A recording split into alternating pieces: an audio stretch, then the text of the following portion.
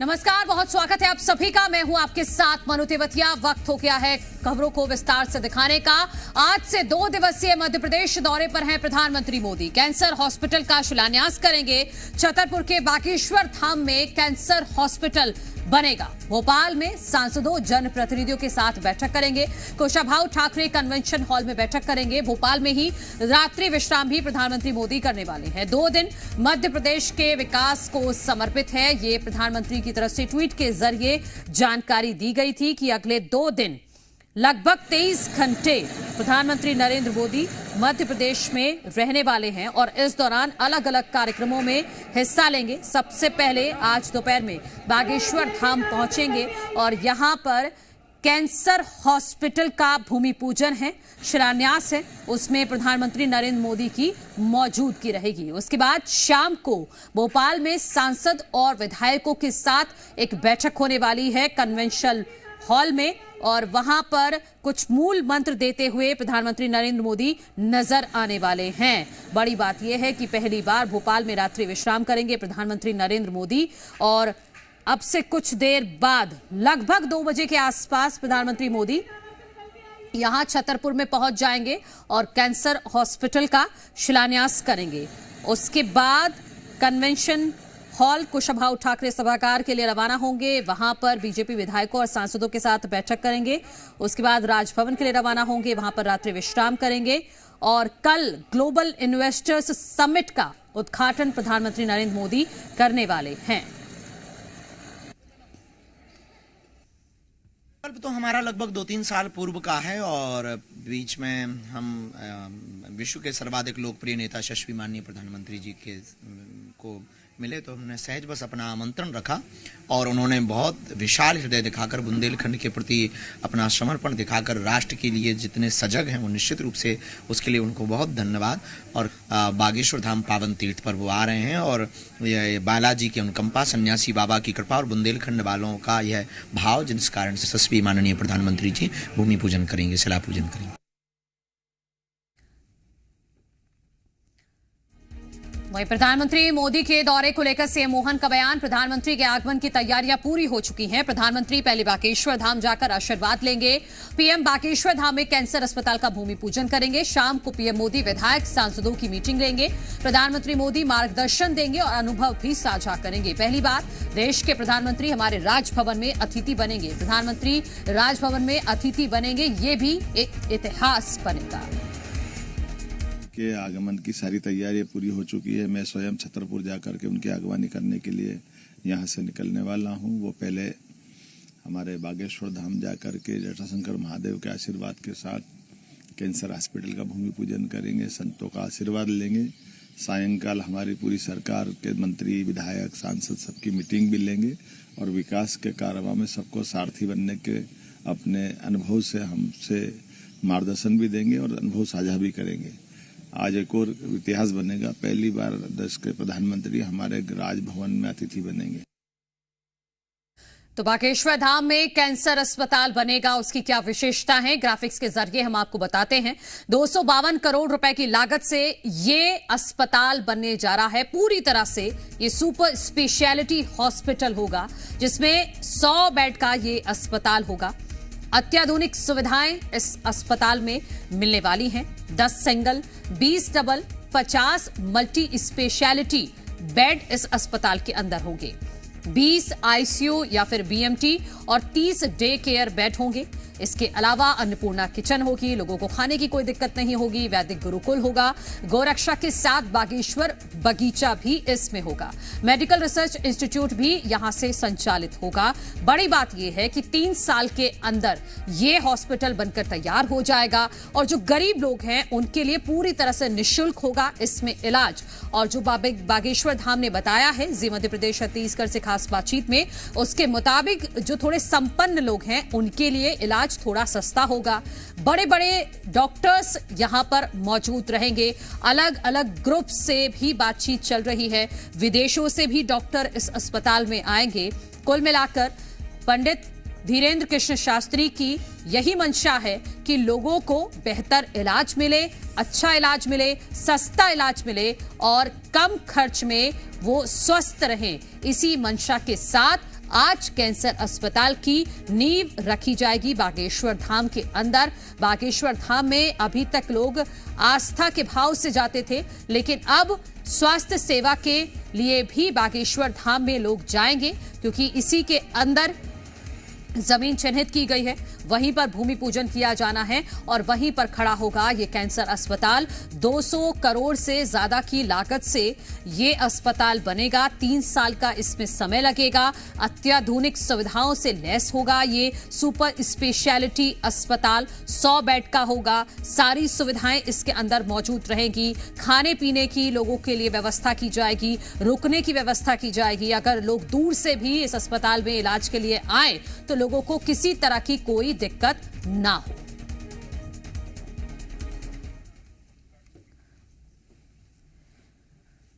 मुरैना से खबर है, नाकापोश बदमाशों ने की फायरिंग। घर के सामने बाइक सवार बदमाशों ने की फायरिंग। सीसीटीवी में वारदात कैद हुई है।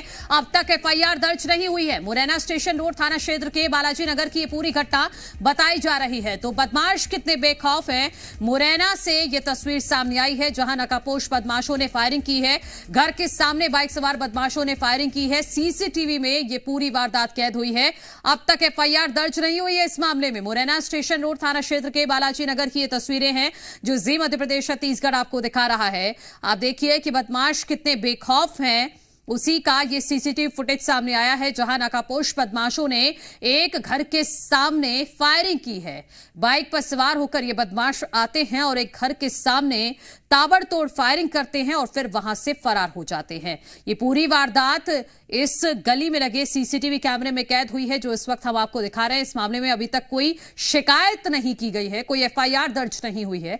मुरैना स्टेशन रोड थाना क्षेत्र के बालाजी नगर की यह तस्वीर है, जो इस वक्त जी मध्य प्रदेश छत्तीसगढ़ आपको दिखा रहा है। मुरैना से सामने आई है, जहां नाकापोश बदमाशों ने यहां फायरिंग की है घर के सामने और फिर वहां से ये फरार हो जाते हैं। किस मकसद से की, क्यों की, ये किसका घर है, ये पूरी जानकारी के लिए चलते हैं अपने सहयोगी करतार सिंह के पास। करतार, कौन थे ये व्यक्ति, किसके घर के सामने फायरिंग की, क्यों की, क्या दहशत फैलाना मकसद था? देखिए, पवन डंडोतिया का निवास है बालाजी नगर में, जो कि रात को अपने घर पे थे। उन्हें नहीं पता था कि कौन व्यक्ति आया और वहां उनके घर से आके ताबड़तोड़ फायरिंग करते हैं। बाइक सवार थे, तो ये बाद में सीसीटीवी फुटेज में सामने आया और गोलियां चलाने के बाद में वहां से वो फरार हो जाते हैं। उन्होंने इसके पूरे मामले की शिकायत पुलिस में दर्ज कराई, लेकिन पुलिस ने एफआईआर दर्ज नहीं की है।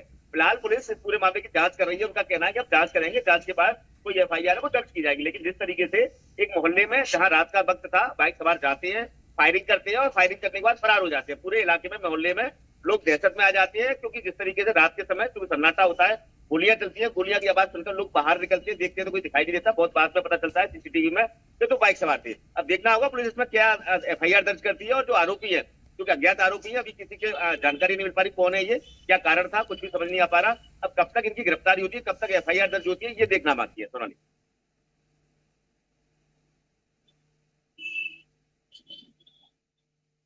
आम जानकारी के लिए तो देखना होगा कि पुलिस इन बदमाशों तक कब तक पहुंचती है।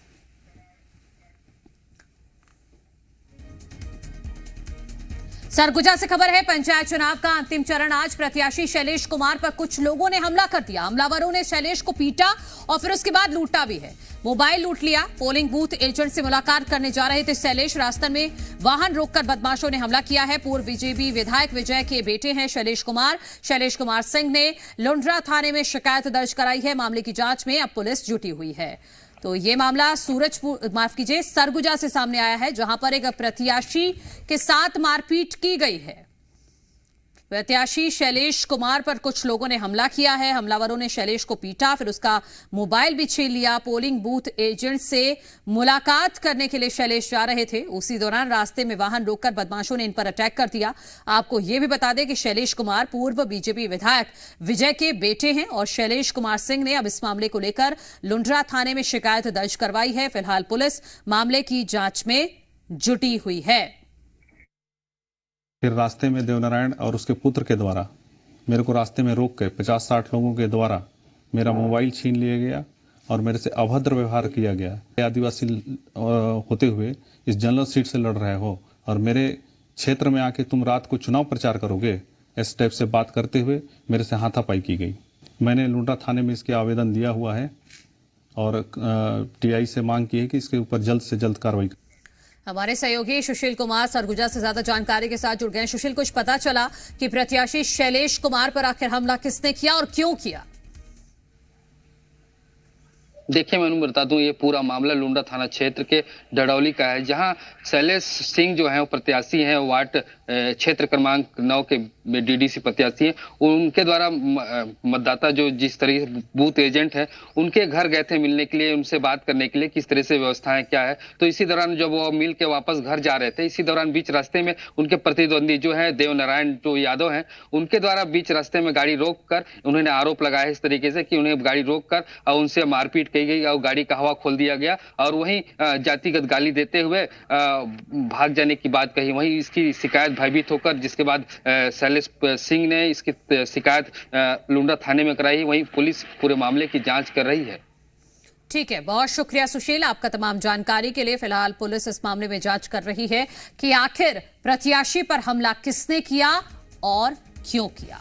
रायपुर के सांसद बृजमोहन अग्रवाल ने राज्यपाल और मुख्यमंत्री को पत्र लिखा और लव जिहाद, धर्म परिवर्तन और गौ हत्या को लेकर नया कानून बनाने की मांग की है। कलेक्टर से प्रलोभन देने वालों पर कार्रवाई की मांग की है। धर्मांतरण करने वालों पर कठोर दंड का प्रावधान हो। गौ हत्या और गौ तस्करी के खिलाफ सख्त कानून की मांग की गई है बृजमोहन अग्रवाल की तरफ से।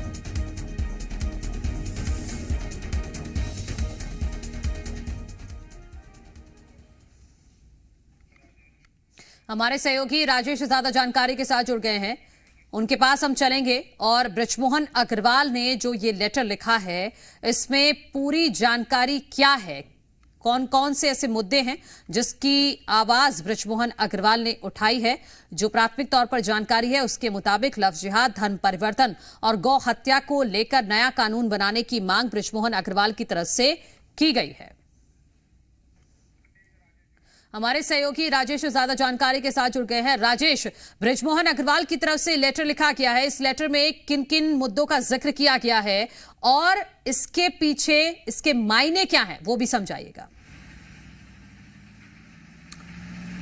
बिल्कुल, देखिए, रायपुर के सांसद है बृजमोहन अग्रवाल और उनके द्वारा राज्यपाल और मुख्यमंत्री को एक पत्र लिखा गया है और उस पत्र में धर्मांतरण और गौ तस्करी, गौ हत्या, इसके साथ साथ लव जिहाद का जिक्र किया गया और उन्होंने सीधे तौर पे ये बात कही है कि सख्त कानून इन तमाम मसलों को लेकर के बनाई जाए, चूंकि लगातार प्रदेश में इस तरह की घटनाएं हो रही है। ऐसे में बृजमोहन अग्रवाल ने कई बातों का जिक्र किया है, जिसमें यदि कोई धर्मांतरण कराना चाहता है, कोई अपने स्वेच्छा से अगर धर्म परिवर्तन करना चाहता है, तो कलेक्टर के पास 60 दिन पहले इसकी जानकारी देनी चाहिए और जो भी व्यक्ति जबरदस्ती अगर किसी के साथ धर्मांतरण कराता है तो उनके ऊपर कठोर से कठोर कार्रवाई की जानी चाहिए। तो इस तरह के तमाम जो मसले हैं वो जिक्र बृजमोहन अग्रवाल ने अपने पत्र में किया हुआ है। चूंकि देखिए, जिस तरह से प्रदेश में लगातार धर्मांतरण की घटनाएं हो रही है और या कह सकते हैं कि गौ हत्या या गौकसी के जो मामले निकल के सामने आ रहे हैं, इन्हीं तमाम मसलों को लेकर के रायपुर सांसद बृजमोहन अग्रवाल ने चिंता भी जताई है।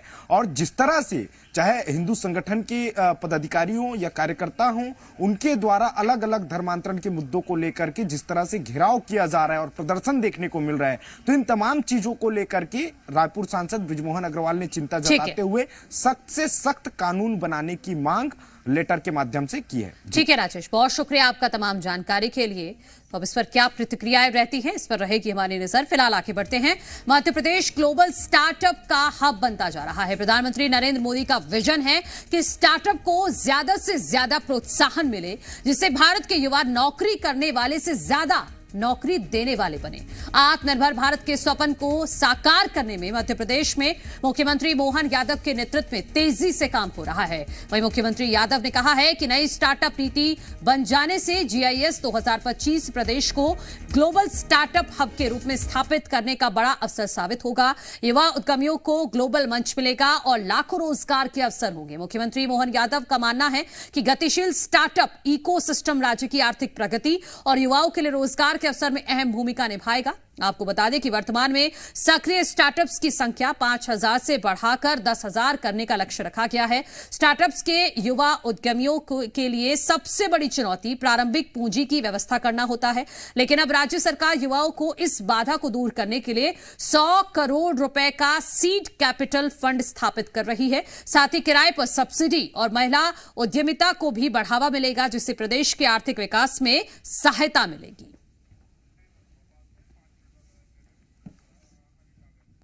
और हमारे सहयोगी अनिल आगर ज्यादा जानकारी के साथ जुड़ गए हैं। अनिल, अब जो युवा इन्वेस्टर्स हैं उनके लिए ये बहुत बड़ी एक बूम साबित होगा GIS 2025। देखिए बिल्कुल मनु, टाइगर स्टेट मध्य प्रदेश तेजी से ग्लोबल स्टार्टअप हब बन रहा है और ये मोहन सरकार में तेजी से इसका विकास हो रहा है और प्रधानमंत्री नरेंद्र मोदी का विजन पर जो है तेजी से काम किया जा रहा है। यही कारण है कि मध्य प्रदेश तेजी से जो है global startup hub Madhya Pradesh बन रहा है और GIS भी एक बड़ा इसका उदाहरण देखने को हमें मिल रहा है। GIS के बाद जो है मध्य प्रदेश की तस्वीर और तकदीर बदलने वाली है, क्योंकि बड़े पैमाने पर जो है निवेश मध्य प्रदेश में आने वाला है। शीर्ष उद्योगपति जो है इस ग्लोबल इन्वेस्टर समिट में शामिल होंगे और युवाओं को जो है ये ग्लोबल इन्वेस्टर समिट का ये बड़ा मंच जो है मोहन सरकार देने जा रही है। इससे सीधा युवाओं को फायदा मिलेगा। अलग अलग सेक्टर में बड़े पैमाने पर युवाओं को रोजगार मिलेगा और स्टार्टअप्स की संख्या 10,000 करने का लक्ष्य रखा गया और 100 करोड़ रुपए का सीड कैपिटल फंड भी स्थापित करने का लक्ष्य रखा गया। अब महिला उद्यमिता को भी जो है बड़ा लाभ मिलने वाला है। प्रदेश के आर्थिक विकास में भी सहायता मिलेगी। तो मध्य प्रदेश तेजी से विकास कर रहा है और ग्लोबल स्टार्टअप हब बन रहा है और ये सब मोहन सरकार में तेजी से देखने को मिल रहा है। प्रधानमंत्री नरेंद्र मोदी का विजन तेजी से साकार होता दिखाई दे रहा है, तेजी से इस पर काम किया जा रहा है। तो राजधानी भोपाल और मध्य प्रदेश एक नया इतिहास बनाने के लिए तैयार है। मोहन सरकार एक नया इतिहास बनाने के लिए तैयार है। 2 दिवसीय ग्लोबल इन्वेस्टर समिट का आयोजन राजधानी भोपाल में होने जा रहा है। कल PM मोदी 10 बजे इस GIS का शुभारंभ करेंगे और देश विदेश के शीर्ष उद्योगपतियों का महाकुंभ राजधानी भोपाल में कल से देखने को मिलेगा। कल मानव संग्रहालय में PM मोदी 10 बजे इसका शुभारंभ करेंगे। हालांकि आज ही देश विदेश के शीर्ष उद्योगपति आज भोपाल में पहुंच जाएंगे। हालांकि कल से ही मेहमानों का आने का सिलसिला शुरू हो गया। राजधानी भोपाल के अलग अलग इलाकों में देश विदेश के शीर्ष उद्योगपति रुके हुए हैं और इंदौर में भी कुछ रुके हुए हैं। तो मध्य प्रदेश एक नया इतिहास बनाने के लिए तैयार है। मोहन सरकार एक नया इतिहास बनाने के लिए तैयार है। मध्य प्रदेश की तस्वीर और तकदीर बदलने वाली है इस ग्लोबल इन्वेस्टर समिट के बाद। बिल्कुल बदलने वाली है अनिल, और मुख्यमंत्री की तरफ से भी जानकारी दी गई है कि GIS के बाद जो स्टार्टअप्स अभी तक 5,000 थे उनकी संख्या डबल हो जाएगी, यानी कि 10,000 करने का लक्ष्य रखा गया है। सीधी तौर पर युवाओं को फायदा।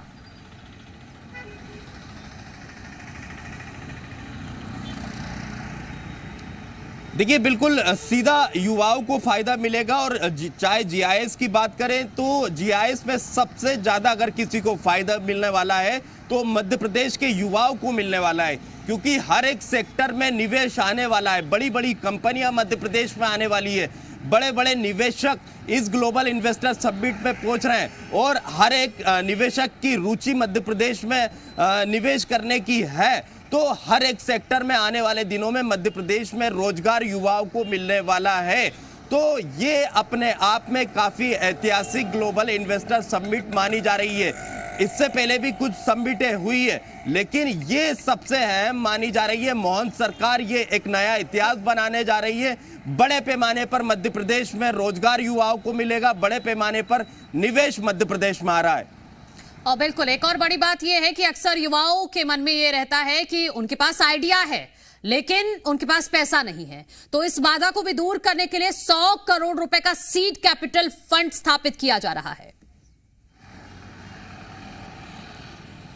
देखिए बिल्कुल मनु, चाहे केंद्र सरकार की बात करें या मोहन सरकार की बात करें, सरकार की मंशा यही है कि युवा जो है नौकरी करने वाला नहीं, नौकरी देने वाला बने, और पीएम का भी विजन यही है। और इसी विजन पर बहुत तेजी से मध्य प्रदेश बढ़ रहा है और मोहन सरकार लगातार इस पर काम कर रही है। यही कारण है कि आए दिन युवाओं के लिए जो है कई सौगातें मोहन सरकार दे रही है कि युवा जो है ज़्यादा से ज़्यादा स्टार्टअप करे। और हमने इससे पहले जो रीजनल इंडस्ट्री कॉन्क्लेव हुए उसमें भी ये देखा है कि युवाओं को ज़्यादा से ज़्यादा स्टार्टअप के लिए जो है सहायता सरकार ने की है, चाहे जमीन जो है सस्ती दामों पर उपलब्ध कराई है, और भी कई तरह के लाभ उन्हें देने की सरकार ने कोशिश की है ताकि युवा अपना स्टार्टअप करे और वो खुद जो है दूसरों को नौकरी दे सके। तो मध्य प्रदेश तेजी से स्टार्टअप्स का हब बन रहा है। युवाओं का जो है पूरी तरह से मोहन सरकार ख्याल रख रही है और युवा भी तेजी से आगे बढ़ रहे हैं।